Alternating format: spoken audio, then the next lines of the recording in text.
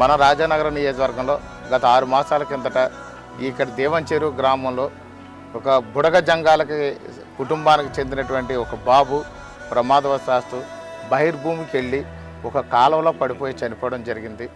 ఆ యొక్క మృగ కాలువలో పడిపోయి చనిపోతే స్థానికంగా ఉన్నటువంటి కూటమి నాయకులందరూ నా దృష్టికి తీసుకొస్తే ఇమ్మీడియట్గా కూడా ఈ ప్రాంతానికి వచ్చి ఇక్కడ పరిశీలిస్తే చలించిపోయింది మా మనసంతా కూడా. వాళ్ళకి ఒకే ఒక బాబు ఒక పాప ఉన్నారు. ఆ ఒక్క బాబు కూడా 6 ఏళ్ల బాబు చనిపోతే ఆ యొక్క పరిస్థితిని అంతా కూడా మేము ఎవరు తట్టుకోలేని పరిస్థితి. తెలుగుదేశం నాయకులు, జనసేన నాయకులు, భారతీయ జనతా పార్టీ నాయకులు కూడా ఆ వేళ పెద్ద ఎత్తున ఇక్కడ కూర్చొని ఆ కుటుంబానికి సపోర్ట్గా నిలబడడం, నివాళులు అర్పించాం. కానీ పోయిన ప్రాణాన్ని తీసుకొచ్చే శక్తి మానవ మాత్రం లేదు కాబట్టి ఆ రోజు తక్షణ సాయం కింద ఆ కుటుంబానికి ఉన్నటువంటి ఆర్థిక పరిస్థితి ఏ విధంగానూ కూడా కనీసం బట్టి ఖర్చులు కూడా లేకపోతే జిల్లా యంత్రాంగం అంతా కూడా గౌరవ ముఖ్యమంత్రి నారా చంద్రబాబు నాయుడు గారి దృష్టిలో కూడా పెట్టి ఆ యొక్క కార్యక్రమాలు ఇమీడియట్గా అప్పటికప్పుడు చేయడం జరిగింది. అదేవిధంగా ఇలా కుల పెద్దలందరూ కూడా రాష్ట్ర స్థాయిలోని అదేవిధంగా పక్క రాష్ట్రం అయినటువంటి తెలంగాణ రాష్ట్రం నుంచి కూడా ఆ రోజు కుల పెద్దలందరూ కూడా వచ్చారు.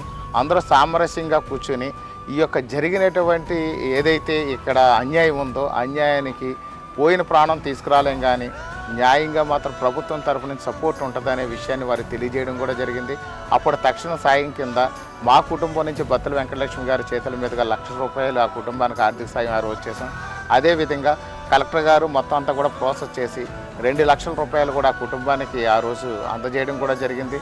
మళ్ళీ గౌరవ ముఖ్యమంత్రి నారా చంద్రబాబు నాయుడు గారి దృష్టికి ప్రత్యేకించి నేను పలుమార్లు వెళ్ళి ఆ ముఖ్యమంత్రి గారి దృష్టికి ఈ కుటుంబం యొక్క దీన పరిస్థితి అదేవిధంగా ఇక్కడ జరిగినటువంటి అన్యాయం గురించి వారికి వివరించిన మీదట వారు మరో ₹2,00,000 కూడా శాంక్షన్ చేసి ఇవ్వడం జరిగింది. ఈ కుటుంబానికి భరోసాగా కూడా ఈ కూటమి ప్రభుత్వం ఉందని చెప్పేసి మేము తెలియజేస్తున్నాం. ఏదైతే ఈ యొక్క కాలనీలో ఈ యొక్క బడుగు బలహీన వర్గాలైనటువంటి ఒక బుడగ జంగాల కుటుంబాలు ఉన్నాయో ఈ కుటుంబాలన్నింటిని కూడా ఆదుకుంటామని చెప్పాం. ఖచ్చితంగా ఎవరికైతే స్థలం ఉందో వాళ్ళందరికీ కూడా హౌసింగ్ లోన్లు ఇచ్చి ఇల్లు కట్టుకునే విధంగా కూడా మేము ప్రయత్నం చేస్తున్నాం. త్వరలో ఖచ్చితంగా ఇంటి లోన్లన్నీ కూడా ఇస్తాము. అలాగే ఎవరికైతే స్థలం లేదో అది గౌరవ ముఖ్యమంత్రి నారా చంద్రబాబు నాయుడు గారి పాలసీ ప్రకారం కూడా 3 సెంట్ల స్థలాలను కూడా ప్రతి ఒక్కరికి కూడా కేటాయిస్తాం.